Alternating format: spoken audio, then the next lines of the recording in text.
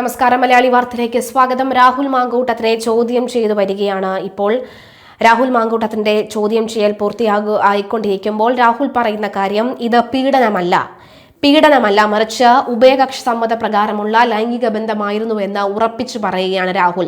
അതിനുള്ള തെളിവുകളും ഞാൻ തരാം എന്നാണ് രാഹുൽ മാങ്കൂട്ടം പറയുന്നത്. ഏത് തരത്തിൽ തന്നെ ആയാലും ഇത് പീഡനം അല്ല, ഞാൻ വിളിച്ചപ്പോൾ അല്ലെങ്കിൽ ഞങ്ങൾ തമ്മിലെടുത്ത ഒരു ഡിസിഷൻ ആയിരുന്നു ഇത് എന്ന് പറയുകയാണ് എന്നാണ് മനസ്സിലാകുന്നത്. അതായത് ഈ കാനഡയിലുള്ള ഈ പെൺകുട്ടിയുടെ ഈ ഒരു പരാതി അത് വ്യാജമാകാനുള്ള സാധ്യതയുണ്ട് എന്നാണ് പലരും വിചാരിച്ചിരുന്നത് എങ്കിൽ രാഹുൽ ഇപ്പോൾ അത് സമ്മതിക്കുകയാണ് എന്നുള്ള തരത്തിലുള്ള വിവരങ്ങളാണ് പുറത്തു വരുന്നത്. പക്ഷേ ഈ പുറത്തു വരുന്ന വിവരങ്ങളും എത്രത്തോളം സത്യസന്ധമായിട്ടുള്ളതാണ് നമുക്ക് പറയാൻ ആയിട്ടില്ല എന്നുള്ളതാണ് എടുത്തു പറയേണ്ട കാര്യം. എന്തായാലും പുറത്തു വരുന്ന വിവരം അനുസരിച്ച് നോക്കുകയാണെങ്കിൽ അങ്ങനെ ഉഭയകക്ഷി സമ്മത പ്രകാരമുള്ള ഒരു ലൈംഗിക ആക്രമണത്തിന് അല്ലെങ്കിൽ ലൈംഗിക ബന്ധത്തിന് ശേഷം അതൊരു ലൈംഗിക ആക്രമണമാണ് എന്ന് പറഞ്ഞ് പരാതി നൽകുന്നത് തന്നെ കോടതി പലതരത്തിൽ എതിർത്ത സാഹചര്യം ഉണ്ടായിട്ടുണ്ട്. ഇനി ഇത്തരത്തിലൊരു പരാതി നൽകിയതിന് ശേഷം പരാതി നൽകിയതിന് ശേഷം ഇരയുടെ ഈ മൊഴി മുഖവിലക്കെടുത്തുകൊണ്ട് ഇരയെ ഈ പെൺകുട്ടിയെ കൃത്യമായി ചോദ്യം ചെയ്യുകയും ഒക്കെ ചെയ്യും. അതിനുശേഷം ഈ പറയുന്ന പരാതി നൽകിയ ആ കുറ്റക്കാരനെ എന്നാണ് പറയുന്നത്. അപ്പോൾ രാഹുൽ മാങ്കൂട്ടത്തിനെ അറസ്റ്റ് ചെയ്യുകയും പിന്നീട് കോടതിയിൽ പോകുമ്പോൾ മാത്രമേ കാര്യങ്ങൾ മാറുകയുള്ളൂ. അപ്പോൾ അത്രയും ദിവസം രാഹുലിനെ സമ്മർദ്ദത്തിലാക്കാൻ കഴിയും എന്നുള്ളതാണ്. അപ്പോൾ നാളെ പരാതിക്കാരി നേരിട്ടെത്തുമെന്ന് പറയുന്നു. ഇനി ഇത് ഉഭയകക്ഷി സമ്മത പ്രകാരമുള്ള ഒരു ലൈംഗിക ബന്ധമാണെങ്കിൽ കോടതിയിലെത്തുമ്പോൾ പൂർണ്ണമായി കേസ് തള്ളിപ്പോകും. അതിനുള്ള ഉദാഹരണങ്ങൾ പ്രായപൂർത്തിയായവർ പരസ്പര സമ്മതപ്രകാരം ലൈംഗിക ബന്ധത്തിൽ ഏർപ്പെട്ട ശേഷം പിന്നീട് ബലാത്സംഗം ആരോപിക്കാനാകില്ലെന്ന് മധ്യപ്രദേശ് ഹൈക്കോടതിയും പറഞ്ഞിട്ടുണ്ട്. വിവാഹ വാഗ്ദാനം നൽകി തന്നെ ബലാത്സംഗം ചെയ്തെന്ന് കാട്ടി യുവാവിനെതിരെ യുവതി നൽകിയ ബലാത്സംഗ കേസ് റദ്ദാക്കിക്കൊണ്ടായിരുന്നു കോടതിയുടെ നിരീക്ഷണം. 37കാരനായ യുവാവിനെതിരെ അധ്യാപികയായ യുവതിയാണ് പരാതിപ്പെട്ടത്. ഇരുവരും വിവാഹിതരാണ്. എന്നാൽ വിവാഹ വാഗ്ദാനം നൽകി തന്നെ ഇയാൾ ബലാത്സംഗം ചെയ്തെന്നായിരുന്നു അധ്യാപികയുടെ പരാതി. എന്നാൽ ഇരുവരും തമ്മിൽ പരസ്പരം സമ്മതത്തോടെയുള്ള ബന്ധമായിരുന്നു എന്ന് ബലാത്സംഗ കുറ്റം റദ്ദാക്കിക്കൊണ്ട് കോടതി നിരീക്ഷിച്ചു. ഇരുവരും വിവാഹിതരായതിനാൽ വിവാഹ വാഗ്ദാനം നൽകി ലൈംഗിക ബന്ധത്തിൽ ഏർപ്പെട്ടെന്ന ആരോപണവും നിലനിൽക്കില്ല എന്ന് കോടതി ചൂണ്ടിക്കാട്ടി. മഹാരാഷ്ട്ര സ്വദേശിയായ 37കാരൻ ഒരു വിവാഹ ചടങ്ങിനിടെയാണ് അധ്യാപികയുമായി പരിചയത്തിലായത്. പിന്നീട് ഫോൺ വിളികളിലൂടെ ബന്ധം വളർന്നു. വീട്ടിൽ ആളില്ലാതിരുന്ന സമയം താൻ അധ്യാപികയുടെ വീട്ടിലെത്തുകയും അവരുടെ സമ്മതത്തോടുകൂടി ലൈംഗിക ബന്ധത്തിൽ ഏർപ്പെടുകയും ചെയ്യുകയായിരുന്നു എന്ന് ഇയാൾ കോടതിയെ അറിയിച്ചു. രണ്ടുപേരും വിവാഹിതരായതിനാൽ വിവാഹ വാഗ്ദാനം നൽകിയിട്ടില്ലെന്നും ഇയാൾ പറഞ്ഞു. എന്നാൽ ഇവർ തമ്മിലുള്ള ബന്ധം വഷളായതോടെ ഇയാൾക്കെതിരെ വിവാഹ വാഗ്ദാനം നൽകി ബലാത്സംഗം ചെയ്തെന്ന് കാട്ടി അധ്യാപിക പോലീസിൽ പരാതി നൽകി. സമാന കേസുകളിൽ അടുത്ത കാലത്ത് സുപ്രീം കോടതിയിൽ നിന്നും മറ്റ് ഹൈക്കോടതികളിൽ നിന്നുമുള്ള വിധികൾ ചൂണ്ടിക്കാട്ടിയായിരുന്നു മധ്യപ്രദേശ് ഹൈക്കോടതി ജഡ്ജി ജസ്റ്റിസ് സുജോയ് പോളിന്റെ വിധി. സമാനമായ വിധി ഈയിടെ കേരള ഹൈക്കോടതിയും പുറപ്പെടുവിച്ചിരുന്നു.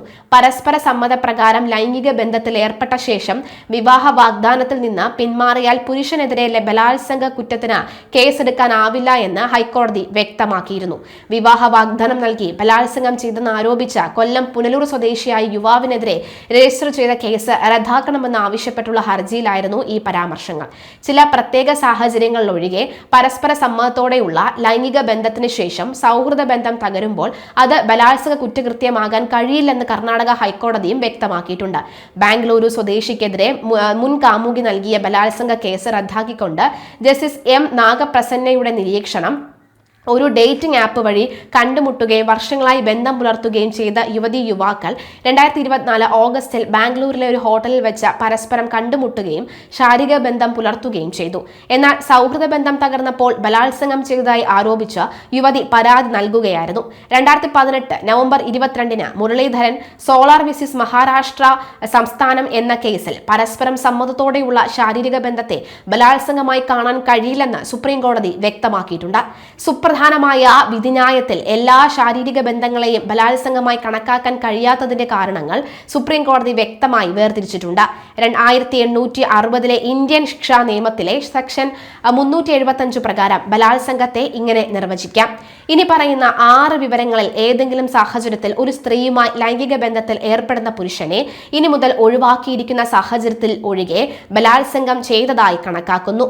അവരുടെ ഇഷ്ടത്തിന് വിരുദ്ധമായി, അവരുടെ സമ്മതമില്ലാതെ, അവരുടെ അവരുടെ സമ്മതത്തോടെ അവളെയോ അവൾക്ക് താല്പര്യമുള്ള മറ്റേതെങ്കിലും വ്യക്തിയെയോ മരണഭീതിയിലോ ഉപദ്രവത്തിലോ ഉൾപ്പെടുത്തി അവരുടെ സമ്മതം നേടിയിരിക്കുമ്പോൾ പുരുഷന് താൻ അവളുടെ ഭർത്താവല്ലെന്നും അയാൾ മറ്റൊരു പുരുഷനാണ് എന്ന് അവൾ വിശ്വസിക്കുന്നതിനാലോ അല്ലെങ്കിൽ നിയമപരമായി വിവാഹം കഴിച്ചിട്ടുണ്ട് എന്ന് അവൾ വിശ്വസിക്കുന്നതിനാലാണോ അവളുടെ സമ്മതം നൽകുന്നത് എന്നും പുരുഷന് അറിയാമെങ്കിൽ അവളുടെ സമ്മതത്തോടെ അത്തരം സമ്മതം നൽകുന്ന സമയത്ത് മനസ്സിന്റെ അസ്വസ്ഥതയോ ലഹരിയോ കാരണം അല്ലെങ്കിൽ അയാൾ വ്യക്തിപരമായോ മറ്റൊരാളിലൂടെയോ ഏതെങ്കിലും മയക്കുമരുന്നോ അനാരോഗ്യകരമായ വസ്തു നൽകിയതിനാൽ അവൾ സമ്മതം നൽകുന്നതിന്റെ സ്വഭാവവും അനന്തരഫലങ്ങളും മനസ്സിലാക്കാൻ അവൾക്ക് കഴിയില്ല.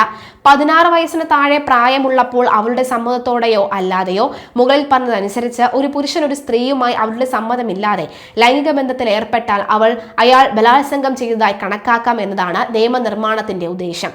1860 ഇന്ത്യൻ ശിക്ഷാ നിയമത്തിൽ സമ്മതം എന്ന പദം നിർവചിച്ചിട്ടില്ലെങ്കിലും 1860 ഇന്ത്യൻ ശിക്ഷാ നിയമത്തിലെ സെക്ഷൻ 90 സമ്മതമില്ല എന്നാൽ എന്താണ് എന്ന് നിർവചിക്കാൻ ഇന്ത്യൻ ശിക്ഷാ നിയമത്തിൽ ശ്രമിച്ചിട്ടുണ്ട്. സമ്മതമില്ല എന്നതിന്റെ പരിധിയിൽ വരുന്ന എന്തും അവളുടെ സമ്മതമില്ലാതെ ആയിരിക്കും. കൂടുതൽ മനസ്സിലാക്കുന്നതിനായി സെക്ഷൻ 90 പ്രസക്തമായ ഭാഗം നമുക്ക് മനസ്സിലാക്കേണ്ടതുണ്ട്. സെക്ഷൻ 90 ഭയം അല്ലെങ്കിൽ തെറ്റിദ്ധാരണയുടെ പേരിൽ നൽകിയതായി അറിയാവുന്ന സമ്മതം.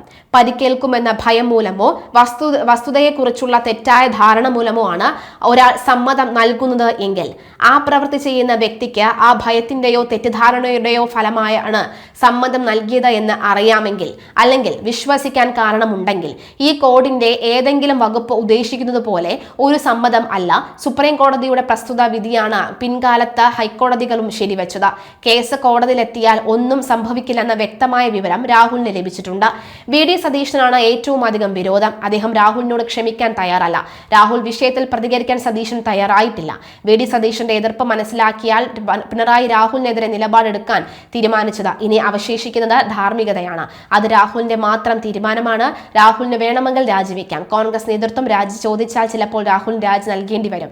എന്നാൽ രാഹുലിന്റെ രാജി കോൺഗ്രസിലെ ഒരു വിഭാഗം നേതാക്കൾ അംഗീകരിക്കണമെന്നില്ല. പാലക്കാട് ഉപതെരഞ്ഞെടുപ്പ് നടന്നാൽ കോൺഗ്രസ് ജയിക്കില്ല എന്ന് നേതൃത്വത്തിന് നന്നായി